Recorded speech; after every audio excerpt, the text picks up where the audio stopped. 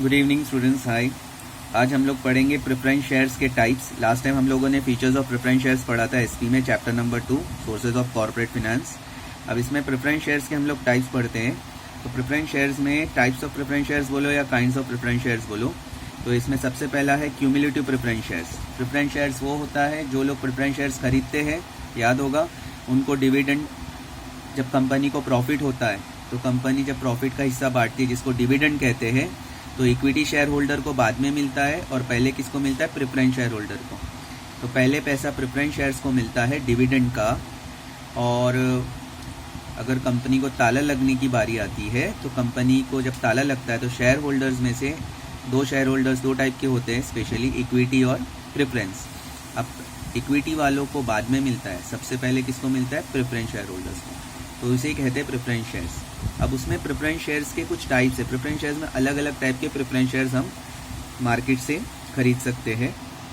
Cumulative preference shares का मतलब है जिसमें, क्यूमुलेटिव का मतलब है जमा होना कोई चीज़ का, ठीक है। जैसे कंपनी को प्रॉफिट होता है तो कंपनी क्या बांटती है? डिविडेंड बांटती है अपने शेयर होल्डर्स को। Dividend on this share is payable eight fix rate every year. जैसे मैंने कहा था, प्रेफरेंस शेयर्स का जो डिविडेंड होता है वो फिक्स रेट ऑफ डिविडेंड होता है। फीचर्स में हम लोग के लास्ट लेक्चर में देखना, ध्यान से सुनना।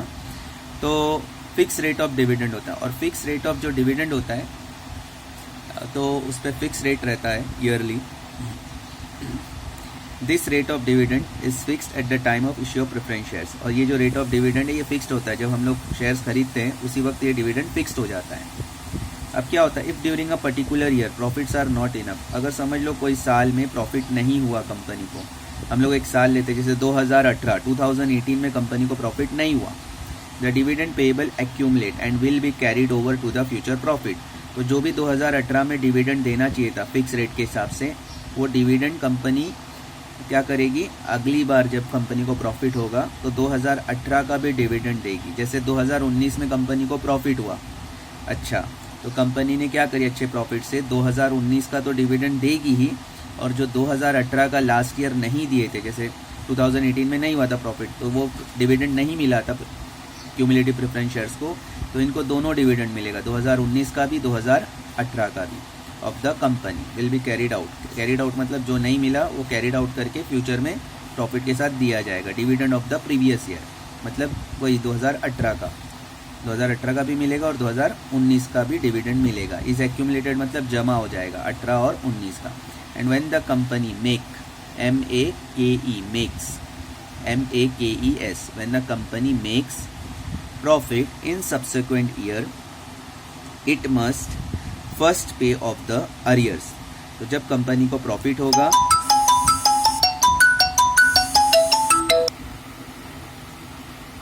तो जब कंपनी को प्रॉफिट होगा, okay, when the company make profit in subsequent years, जब भी कंपनी को प्रॉफिट होगा आने वाले साल में, इट मस्ट फर्स्ट पे ऑफ द अरियर्स। अरियर्स मतलब जो मैंने कहा था, जैसे 2018 में कंपनी को प्रॉफिट नहीं हुआ था, अब 2019 में हुआ प्रॉफिट, तो 2018 का जो अरियर्स है, अरियर्स मतलब आउटस्टैंडिंग, जो डिविडेंड देना बाकी था 2018 का, वो कंपनी पहले देगी। मतलब जब 2019 आएगा और कंपनी को प्रॉफिट होगा तो कंपनी पहले 2018 का डिविडेंड देगी और उसके बाद 2019 का देगी। Future balance dividend before paying any dividend to other types of share holder, मतलब बाकी सारे शेयर होल्डर्स, जैसे इक्विटी शेयर होल्डर को तो मिलता ही है लास्ट में, लेकिन प्रेफरेंस शेयर होल्डर्स में भी और टाइप्स के प्रेफरेंस शेयर्स होते हैं जो अभी हम लोग पढ़ेंगे। जैसे ये दिख रहा होगा non cumulative.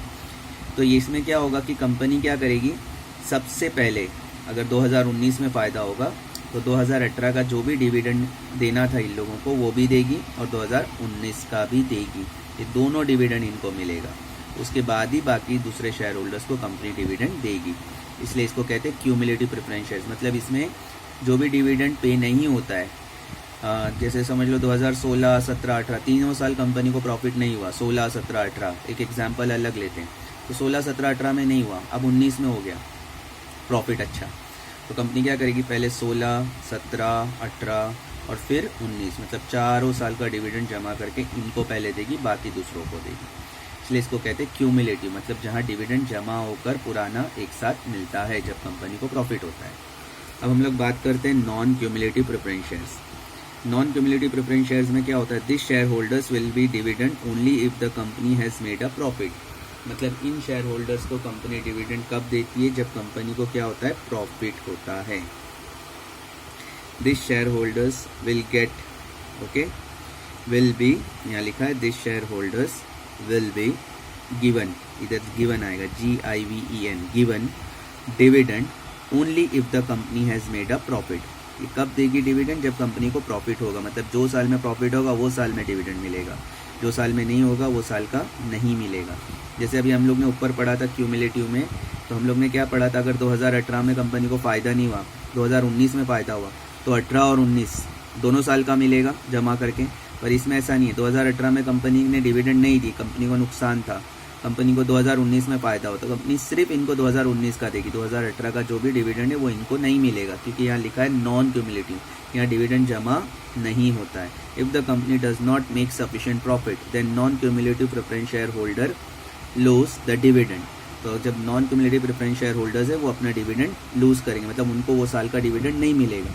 This dividend will not be accumulated, वो कोई जमा होकर नहीं मिलने वाला आने वाले साल में। For example, if cumulative preference share holders are to receive 12% dividend, मिसाल के तौर पे अगर ये क्यूमुलेटिव प्रेफरेंस शेयर जो अभी हम लोग ने ऊपर पढ़ा था उनको,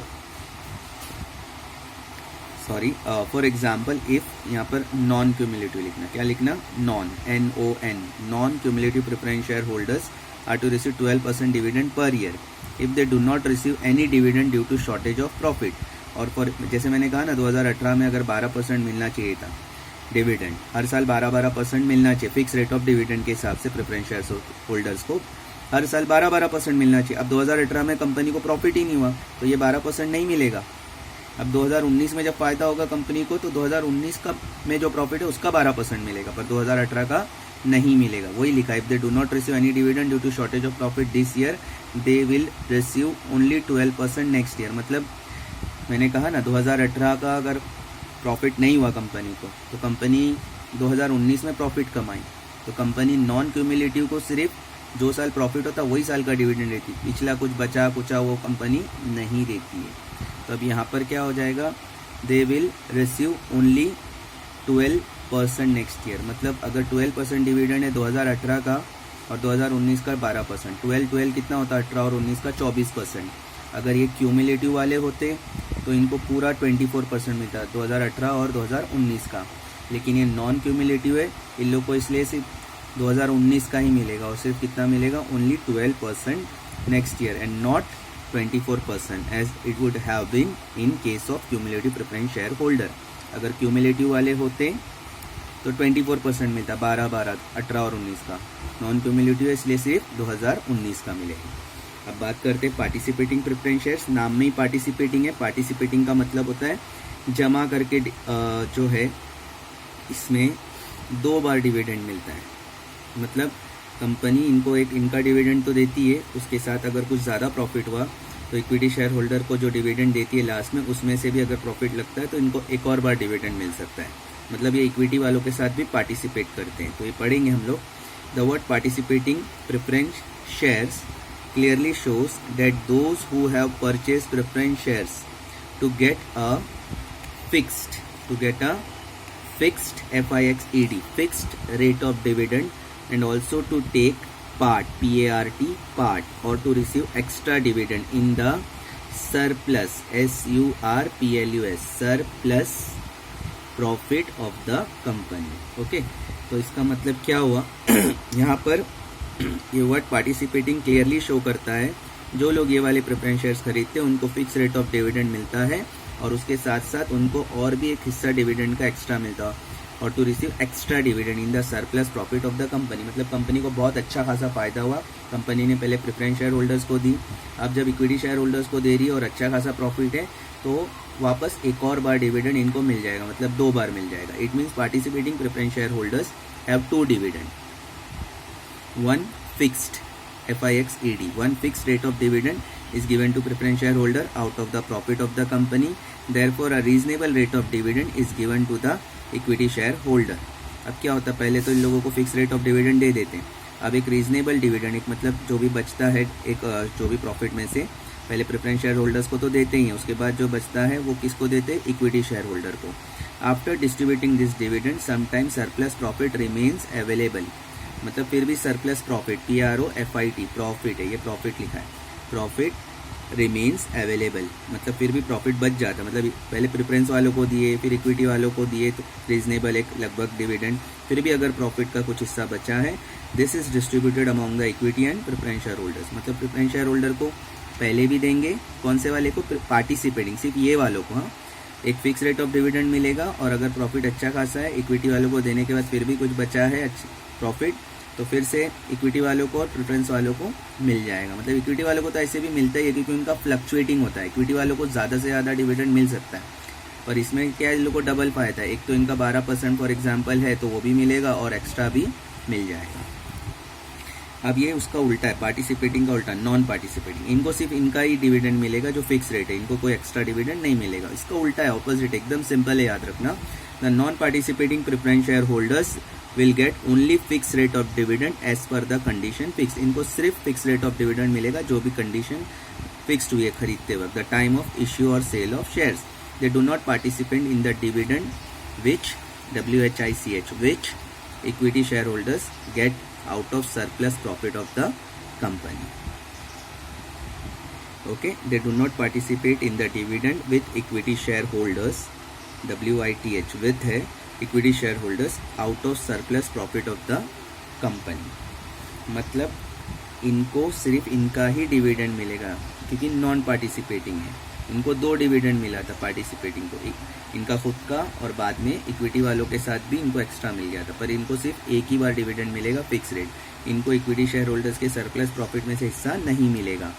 all preference shares considered as non participating preference shares, आमतौर पे जितने भी प्रेफरेंस शेयर्स होते हैं वो नॉन पार्टिसिपेटिंग ही होते हैं, unless it is mention that they are participating in preference share, जब तक ये मेंशन नहीं रहेगा कि ये लोग पार्टिसिपेट कर रहे हैं किसमें, प्रेफरेंस शेयर्स में। तो ये था प्रेफरेंस शेयर्स का टाइप्स। ओके, इसके अलावा जो है और टाइप्स हैं तो हम लोग नेक्स्ट लेक्चर में डिस्कस करेंगे।